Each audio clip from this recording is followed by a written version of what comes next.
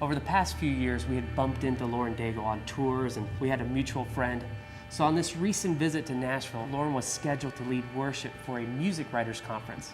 And we were waiting for our interview time with her and hanging out and listening to her lead Good, Good Father. The atmosphere was literally electric. You saw people just standing around, just focused on Jesus. This amazing young woman helped usher in our minds and our hearts into the throne room. What a gift to be a genuine worshiper. She's the top-selling new artist for her genre in a decade, already with multiple Dove Awards and Grammy and Billboard nods. But Lauren Daigle carries something supernatural. This past year has been quite a journey. You know, I was actually just talking to my road manager. She's also one of my best friends. And you know, we were talking about how it takes 3 weeks to develop a habit. How do you handle habits that are built within a year that you don't even realize that you're building because the pace is so quick, you know? And I started noticing the tendency that when I'm, you know, not on the road or not ministering, not pouring in to someone, that I feel purposeless. And the Lord has been working with me in that area so strong right now. Not how to bask in the excitement of what's happening, but how not to be dependent on it at the same time, you know? And there's things in this, like this is just 1 year in. I can't imagine what 20 years is gonna look like, you know?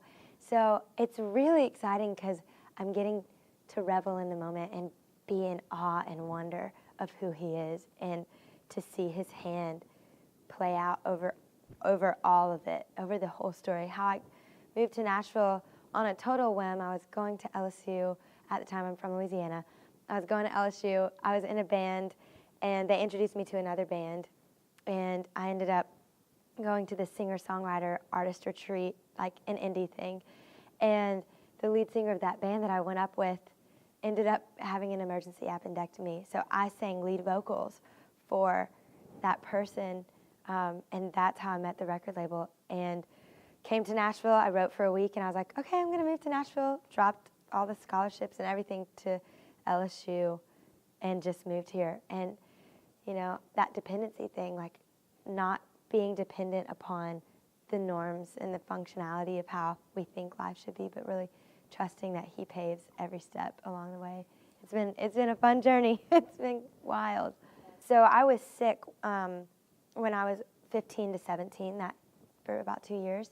I was placed on homebound in that time because it was an autoimmune deficiency. So it was hard to leave the home. It was really taxing on my immune system.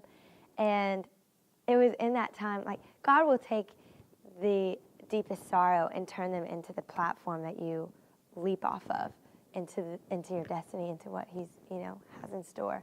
And so that was definitely one of those times where I could have either gotten completely weighed down. I did fall into a depression. That happens when you're completely isolated. You know, we're made for community. And so I had to learn how to navigate those storms. And in that, the Lord was so prominent. And He would speak to me through dreams and visions. And He showed me tour buses and stages and awards and Billboard charts and Grammys and all these things. And I thought, okay, am I having cabin fever, or is this real? You know, is this Him preparing me for what's to come?